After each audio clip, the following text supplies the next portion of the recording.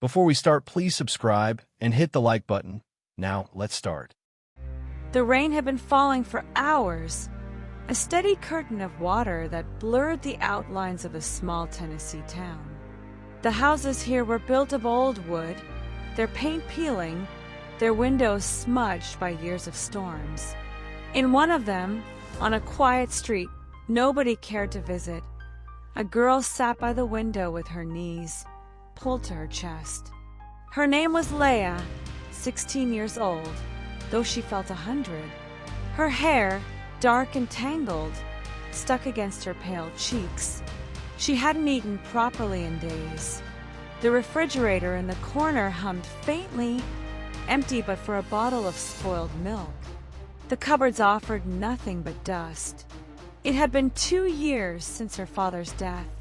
He had been a builder, strong, quiet, the kind of man whose hands always smelled of sawdust. She remembered his laughter when he swung her into the air as a child, his voice humming old country songs while he worked in the garage. Then, one winter morning, he didn't come home. A scaffolding had collapsed at the small construction site, and by the time they pulled him out, it was too late. Her mother, Jackie, had been different ever since. Once gentle, she grew restless, bitter, desperate. Poverty had gnawed at her, turned her into someone Leya hardly recognized. And then came the man, tall, sharp-smiled, who whispered promises of escape. Jackie clung to him like a lifeline. And one day she was gone. No letter, no explanation. Just gone, leaving her daughter alone in a house that felt colder with each passing night. The town didn't care. At school, Leya was the target of whispers and laughter. Her clothes hung loose on her thin frame, patched and faded. She smelled of neglect. The girls called her Ghost. The boys didn't bother with words. Sometimes they shoved her.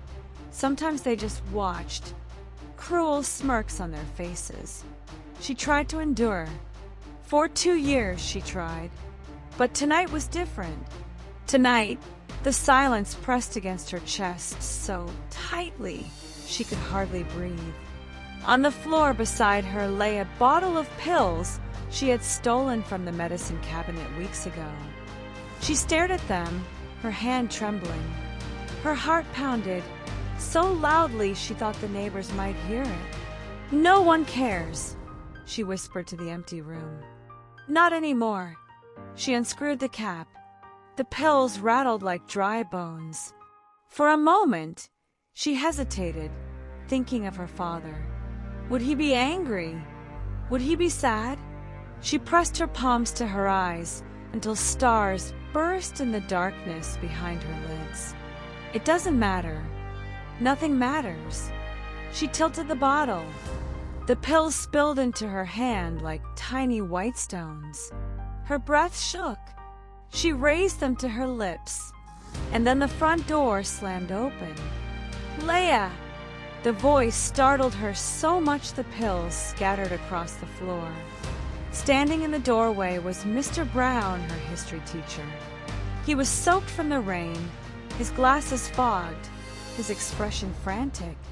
She tried to hide her hands, but it was too late. He had seen. "My God!" he muttered, rushing forward. "What are you doing?" "Go away," she whispered, her voice hoarse. But he didn't. He knelt before her, his eyes filled with something she hadn't seen in years, concern. Real concern. "Leya, listen to me," he said softly. "This isn't the answer. Please, let me help you." Her lip trembled. She wanted to scream, to push him away, to tell him he was wrong. But all that came out was a sob, raw and broken. The world blurred. She barely noticed when his arms wrapped around her, when he lifted her as if she weighed nothing, when he carried her out into the storm. The last thing she remembered was the rain on her face, washing away her tears as the sirens of an ambulance cut through the night.